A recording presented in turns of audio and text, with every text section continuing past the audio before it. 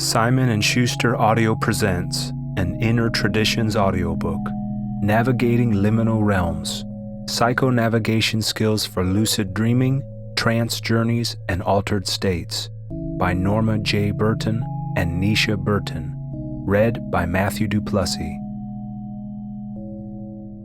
Introduction: Acknowledging the Lineage. In Martin Prechtel's book, Secrets of the Talking Jaguar, he writes about how you walk in the jungle nearly blind and deaf, bumbling your way along.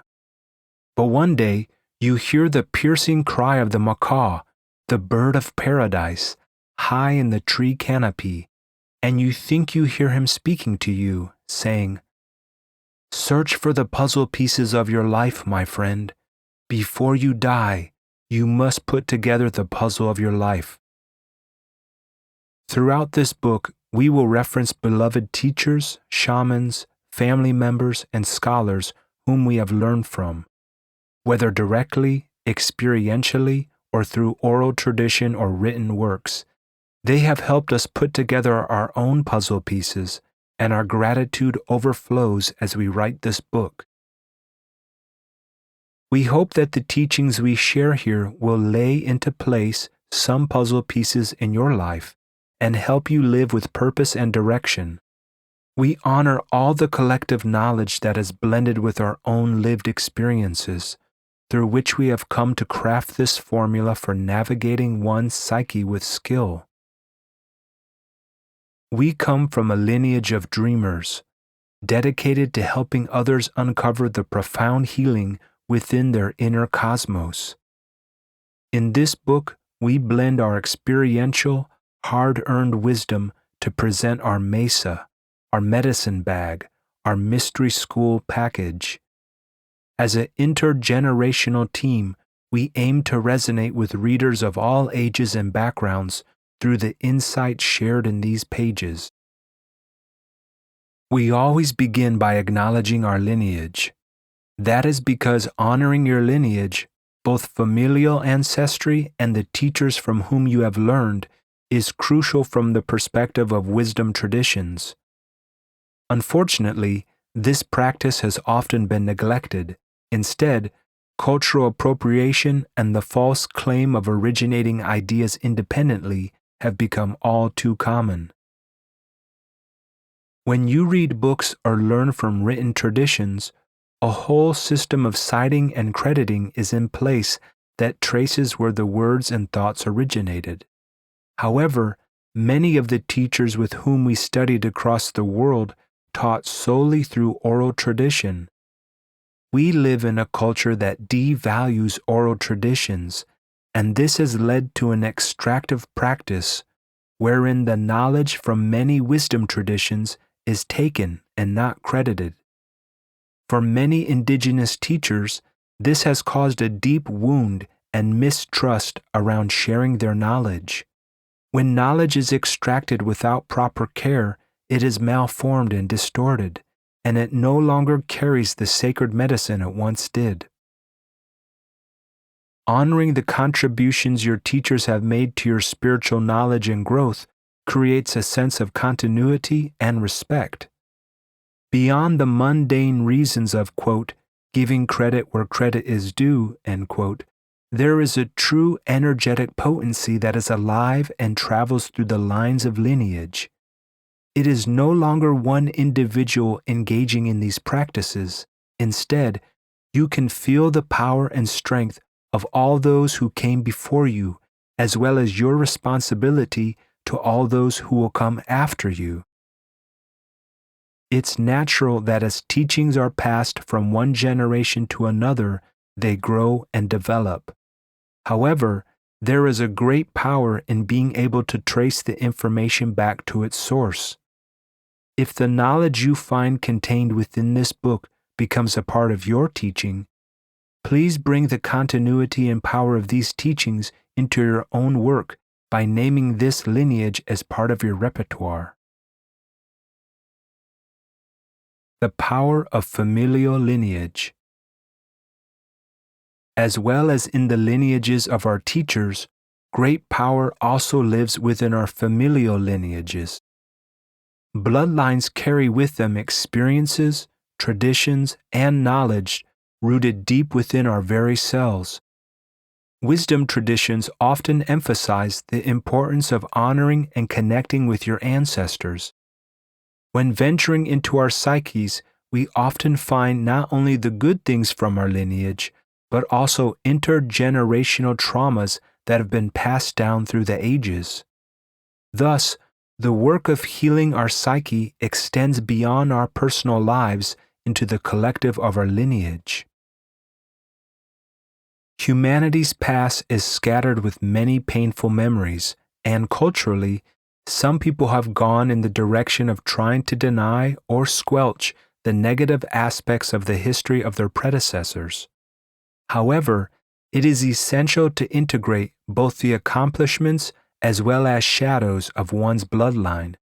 By honoring where you have come from and acknowledging the triumphs and mistakes of your ancestors, you become whole in yourselves and no longer hide from the parts of your ancestry you feel shame around. The problem of appropriation is often rooted in disconnection from one's own spiritual ancestral lineage.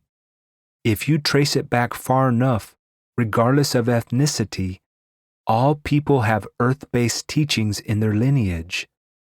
Those of Anglo-European descent may feel cut off from the earth-based teachings of their own heritage and hungrily go toward other cultures' teachings with a consumptive attitude.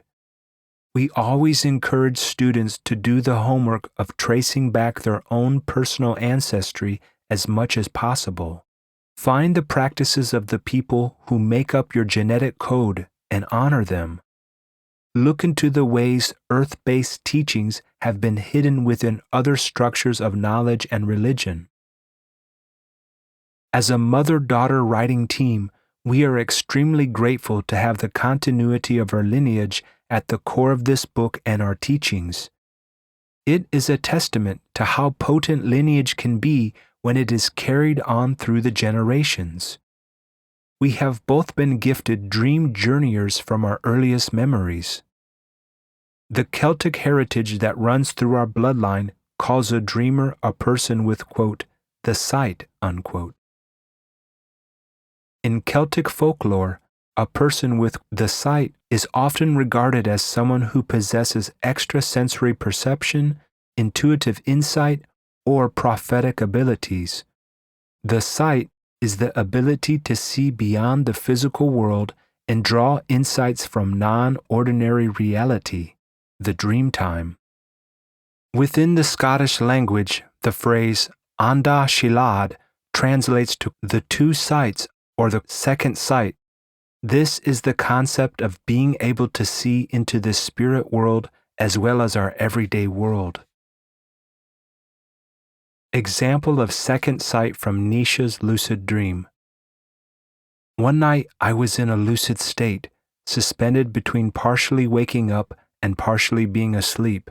Through one eye I saw my bedroom, waking reality, and through the other eye I was still in the dream time. The waking reality eye saw the bedroom in the daylight. It looked exactly as it always did.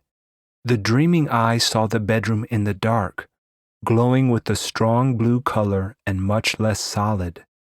A disembodied voice came to me and told me this was a part of my life's work, to be able to see with the two sights. It was clear that something inside was calling me to develop this ability to simultaneously see ordinary reality and the dream time. When I had this experience, I did not know of the Scottish concept of the second sight. This story illustrates how teachings live within us through our lineage, waiting to be discovered within our psyches, if we take the time to develop the skills of attuning ourselves to non-ordinary states of consciousness. Anthropologist Carlos Castaneda wrote about a concept similar to the second sight in the teaching he received from his teacher Don Juan, who taught that every human has an assemblage point that appears as a conglomerate of luminous energy filaments. This assemblage point can move depending on where one places one's awareness in ordinary or non-ordinary reality. Most people's assemblage points live in a habitual place. This is what creates the perception of ordinary consensus reality that we find ourselves in. According to Castaneda, the Nagual, the group of sorcerers of which Don Juan was part, were able to displace the assemblage point into different areas and thus perceive dramatically different realities and worlds. They also found that when dreaming, the assemblage point naturally shifts.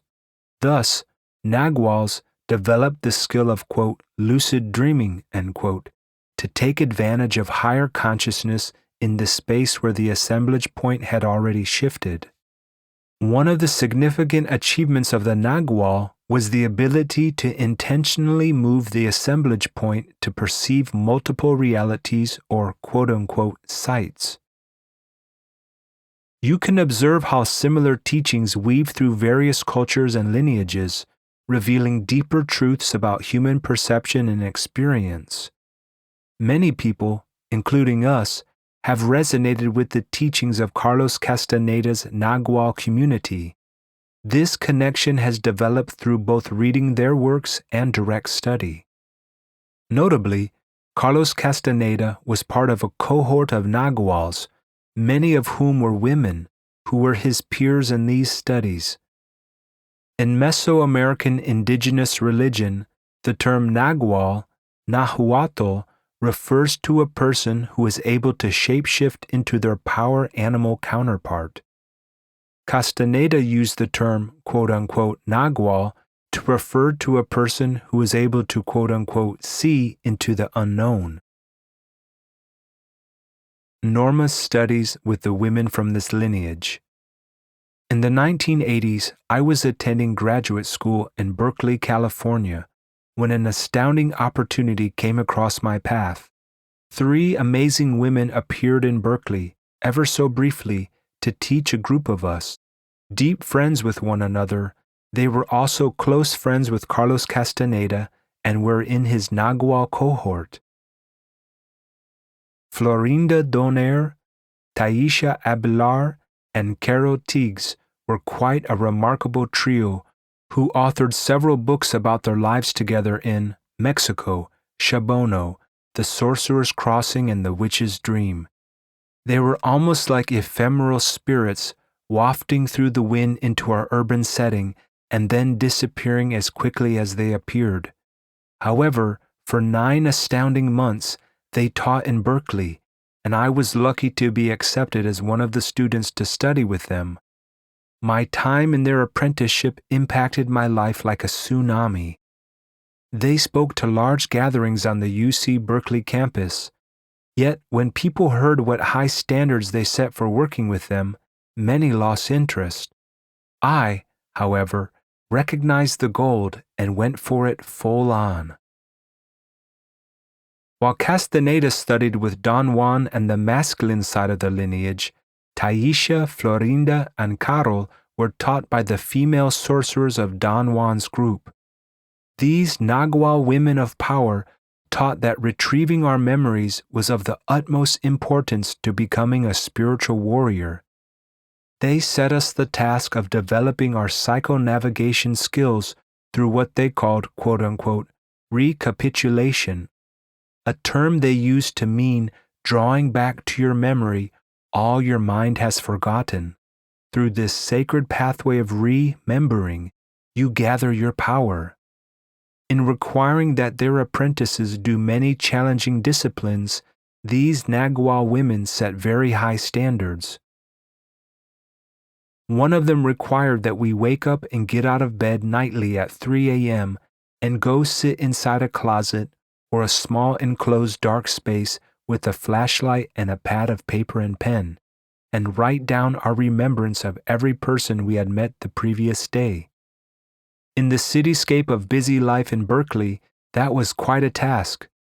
But this was only the tip of the iceberg of the task of recapitulation. Their next charge to us was to remember, quote, every person we had ever met, unquote. This daunting task was designed to impress on us the importance of awareness, or lack of it, regarding our bodily selves and minds in ordinary reality. We cannot safely and wisely navigate altered spaces if our mind and life are a chaotic mess. We must first anchor in ordinary reality. Tracking our energy exchanges extended not only to humans, but also animals, plants, and the energies of the natural world. Energy is everything in shamanic work, they kept emphasizing. They tasked us especially with remembering every person with whom we had ever had any kind of sexual interaction, because that is such a major exchange of energy. And furthermore, they demanded that, to cleanse our energy systems, we would be required to take a 7-year period of complete abstinence from sexual interactions.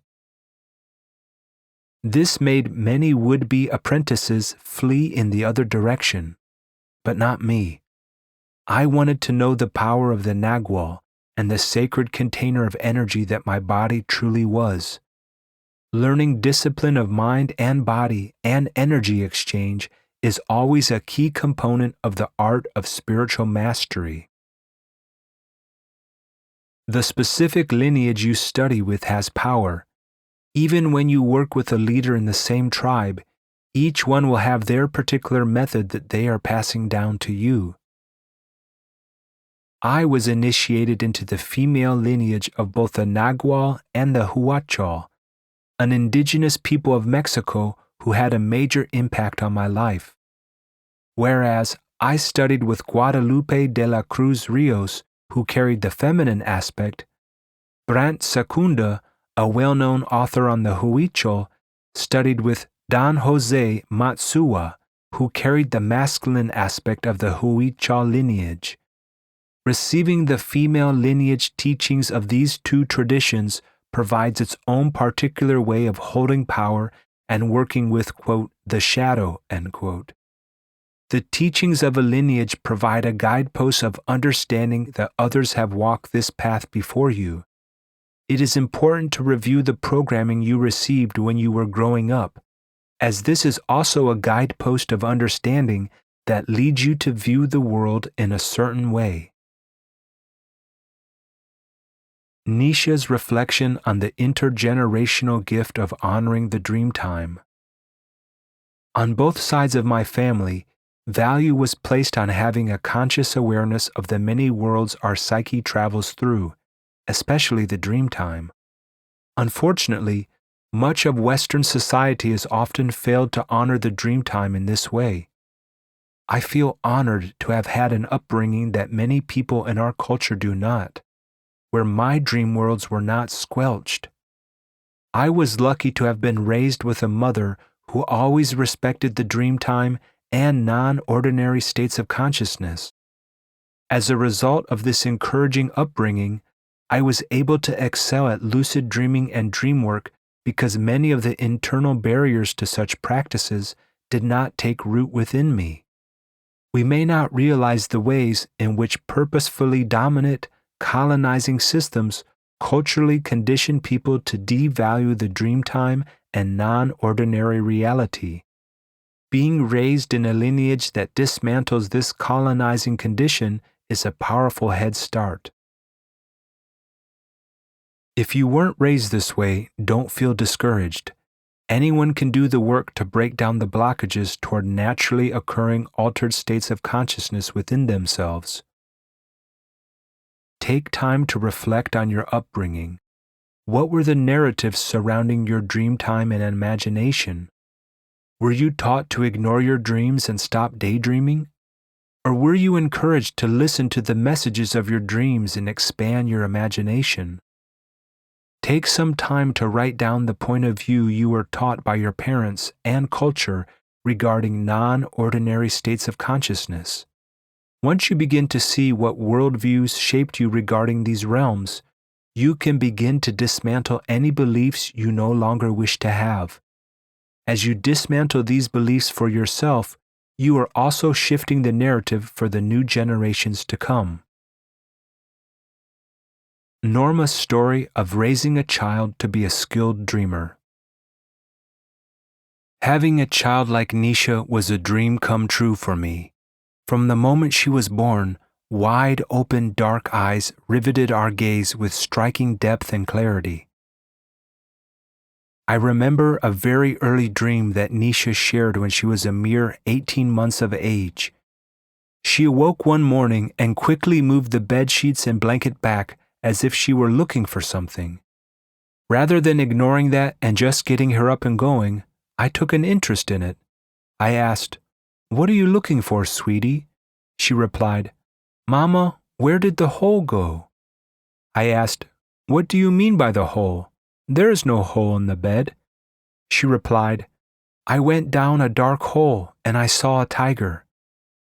I was so taken aback because here was my baby telling me very clearly that she had just experienced a shamanic journey. In her dream time, she had gone down the familiar dark tunnel as we do in the shamanic drum journey, and she had met her power animal, the tiger.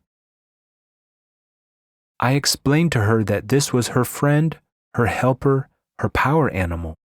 She got it right away. She said she had been riding on his back, and he was her friend. On the way to the daycare center, she told me that one of the other kids was being unkind to her there. I told her how Tiger could be right there with her, and she could call on his energy to be in her and protect her. We practiced growling and looking out of the eye with power and strength.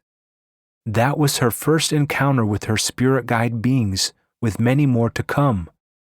I was so glad I paid attention to that early moment of her realizing she had powerful helper beings with her. That knowledge grew within her in many protective and empowering ways as her childhood unfolded. The ancient teachings of your ancestors are here for you, in you, to guide and lead you into realizing your own unique giftedness and powers. A song Norma's teacher sang with her in the 1970s went like this: "You can't kill the spirit, it's old and strong, it goes on and on." May you remember what lies within you, entwined in the fibers of your neuronal networks, vibrating in the fiery mitochondria of your cells, is this light of wisdom, the beacon of lucidity. Part 1. Psychonavigation. Chapter 1. What is psychonavigation? Psychonavigation is not a term we typically hear in our daily conversations. However, its meaning can be easily understood when divided into the two words that comprise it. Psycho, aka the psyche, the human soul, mind, or spirit. Within psychology, the psyche is the totality of the mind, both the conscious and unconscious parts. Navigation, the process or activity of accurately ascertaining one's position and planning and following a route. Thus, bringing these two concepts together, the act of psychonavigation is the ability to accurately understand your position within your psyche. By gaining access to the maps of your own mind, you can plan a route within your inner terrain with skill. Navigating consciousness with expertise is a quest that humans have been on for centuries. From philosophers to shamans, the desire to understand what the mind is and how to traverse its various states has been at the core of what it means to be human. Thus, the investigations into consciousness, so popular now in the burgeoning field of psychedelic studies, are nothing new to humanity. Despite all the centuries of inquiry, the intimate cosmos of human awareness still remains elusive to modern science. Now, researchers are flocking like bears to honey to do lab studies on the human brain under the influence of mind-altering substances. The brain has been called, quote, the most complex object in the known universe, unquote, by leading researcher Christoph Koch. Perception is not only altered by psychoactive substances. Many factors, such as social influences, beliefs, fasting, breathwork, meditation, and prolonged exertion, can alter your perception. When your perception shifts, you can see the world in an entirely new way. Sometimes it is subtle, and other times it is almost as if you are in a completely different reality. Altering your perception, you can notice things that you missed in your habitual ways of perceiving reality, thus leading to breakthroughs. Carlos Castaneda's written works are well known. However, most people have read only his books about working with his Yaqui teacher, Don Juan, while using strong hallucinogenic substances. Throughout this book, we will reference Castaneda's book, The Art of Dreaming, which was one of his later titles. In that book, psychedelic substances are not the focus.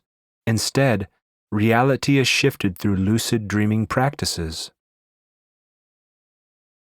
Don Juan explains to Castaneda that psychedelics are not necessary to shift perception. However, when Castaneda first came to Don Juan, he was very stuck in his habitual view of reality. So Don Juan used psychedelics to shake Castaneda out of his stuck viewpoint. Not knowing this, some believe that Castaneda's work with Don Juan was all about psychedelics, but they were just the beginning of his journey into altered states of consciousness. Hallucinogens can be helpful, radically taking us out of our habitual perspective on reality, but they are not the only way to break out of mundane reality. When altering the brain with external substances, one should take precautions because our brains are infinitely complex. The complexity of the mind is still a great mystery to scientists, yet profound studies at this interface of science and consciousness are now being published. There was a fascinating study conducted by astrophysicist Franco Vazza and neuroscientist Alberto Feletti. The two joined forces to compare the complexity of galaxies with human brain neuronal networks. They found that the total number of neurons in the human brain falls in the same ballpark as the number of galaxies in the observable universe. The memory capacity of the brain is so large, around 2.5 petabytes, that a computer with a similar processing capacity could reproduce the entire universe at its largest scales. The microcosm of our individual brain is reflected in the macrocosm of the universe. Our mental computers are literally creating the reality we perceive in every moment. To see things in this context is to realize that navigating our own minds can be just as complex as a space explorer traveling from galaxy to galaxy. Would you go out into the vastness of space without any understanding or preparedness of how to get from point A to point B? Probably not. And yet, humans often haphazardly rush into altering their psyches with cavalier abandon. When altering the mind, we are dealing with something vastly complex. It requires a great deal of humility, awe, and skill. To become a true psychonavigator, one must dedicate themselves to walking this pathway diligently.